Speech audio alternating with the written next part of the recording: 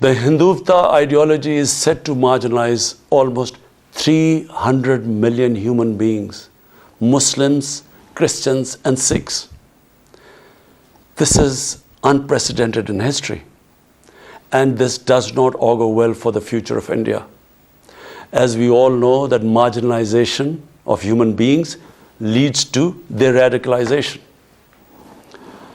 Mr. President, for over 72 years, India has illegally occupied Jammu and Kashmir against the wishes of the Kashmiri people and in blatant violation of the resolutions of the Security Council and indeed its own commitments to the people of Kashmir. On 5th August last year, India illegally and unilaterally sought to change the status of the occupied territories and deployed additional troops, bringing the total number to 900,000, to impose a military siege on 8 million Kashmiris. All Kashmiri political leaders were incarcerated. About 13,000 Kashmiri youth were abducted and thousands tortured. A complete curfew was imposed, accompanied by a total communications blackout. Indian occupation forces have used brute force, including pellet guns against peaceful protesters, imposed collective punishments, including the destruction of entire neighborhoods, and extrajudicially murdered hundreds of innocent young Kashmiris in fake encounters, refusing even to hand over their bodies for burial. The Kashmiri media and those daring to raise their voice are being systematically harassed and intimidated through the use of draconian laws. All of this is well documented in the reports of the United Nations High Commissioner for Human Rights, communications from the Special Rapporteurs of Human Rights Council, statements from human rights and civil society organizations. The international community must investigate these grave violations and prosecute the Indian civil and military personnel involved in state terrorism and serious crimes against humanity being perpetrated, I'm sad to say, with complete impunity. The objective of this brutal campaign is to impose what the RSS-BJP regime has itself called the final solution for Jammu and Kashmir. To this end, the military siege is being followed by moves to change the demographic structure of the occupied territory. This is an attempt to obliterate the distinct Kashmiri identity in order to affect the outcome of a plebiscite envisaged in the UN Security Council resolutions. This action is in violation of the UN Charter, Council resolutions, and international law, particularly the 4th Geneva Convention. Changing demographic structure of occupied territory is a war crime. Mr. President, the brave Kashmiri people will never submit to Indian occupation and oppression. Their struggle is indigenous.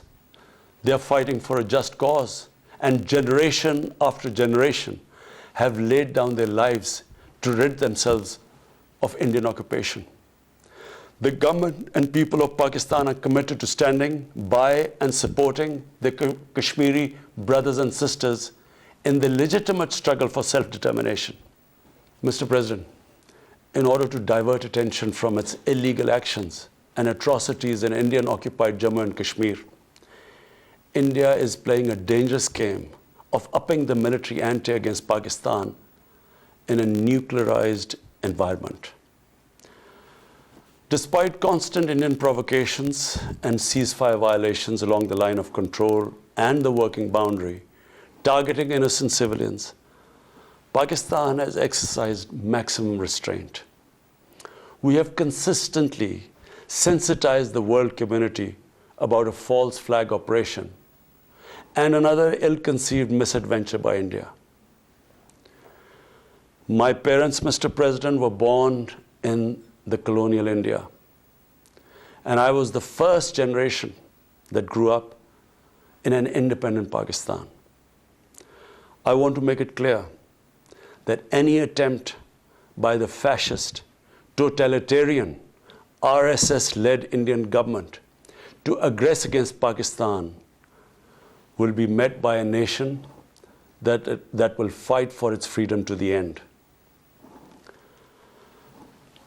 Mr. President, there will be no durable peace and stability in South Asia until the Jammu and Kashmir dispute is resolved on the basis of international legitimacy.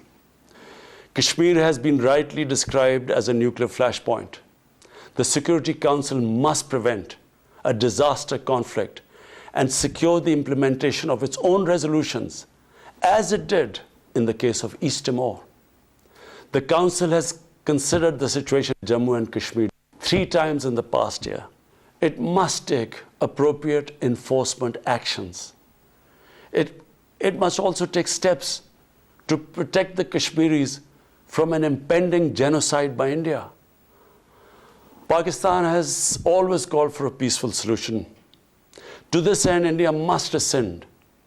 To reach this end, India must rescind the measures it has instituted since 5th August 2019, end its military siege and other gross human rights violation, and agree to resolve the Jammu and Kashmir dispute in accordance with the relevant UN Security Council resolutions, and of course, the wishes of the people of Kashmir.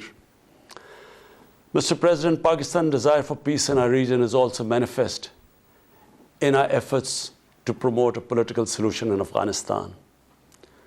I have consistently maintained over the past 2 decades that there is no military solution to the conflict in Afghanistan.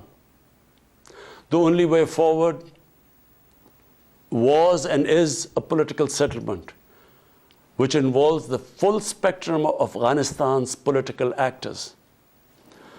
Pakistan fully facilitated the process that culminated in the US-Taliban peace agreement on 29 February 2020. Pakistan is deeply gratified that it has fulfilled its part of the responsibility. The Afghan leaders must now seize this historic opportunity to achieve reconciliation and restore peace in the war-torn country. Through the intra-Afghan negotiations that commenced on 12th of September, they must work out an inclusive, broad-based, and comprehensive political settlement.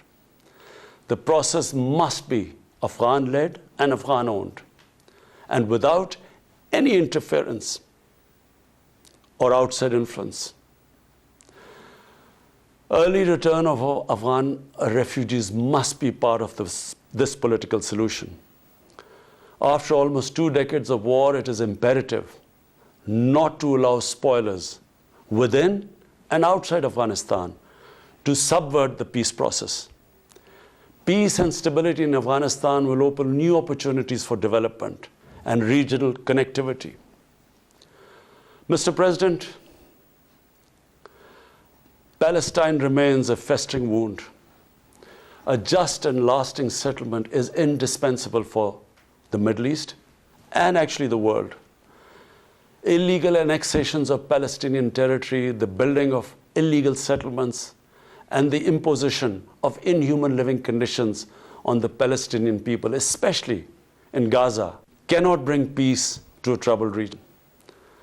Pakistan continues to support a 2-state solution in line with the UN General Assembly and Security Council resolutions within the international agreed parameters, and they are pre-1967 borders, and Al-Quds, Al-Sharif as the capital of a united, contiguous, and independent Palestinian state. Mr. President, the United Nations remains the best legitimate avenue for collective action in managing international conflicts, fostering peace and security, promoting equitable development, and addressing global problems. I urge the Secretary General to take the lead in preventing global conflicts. He should convene summit-level meetings to address regional hotspots and resolve outstanding disputes. The United Nations should be made fully responsive to the challenges of our times. A comprehensive reform of the United Nations, including the Security Council, is essential to promote greater democracy, accountability, transparency, and efficiency. Pakistan will continue to participate actively in this process and endeavor with other member states to build a world where conflict is outlawed and equitable prosperity for all pursued in conditions of peace and security. I thank you.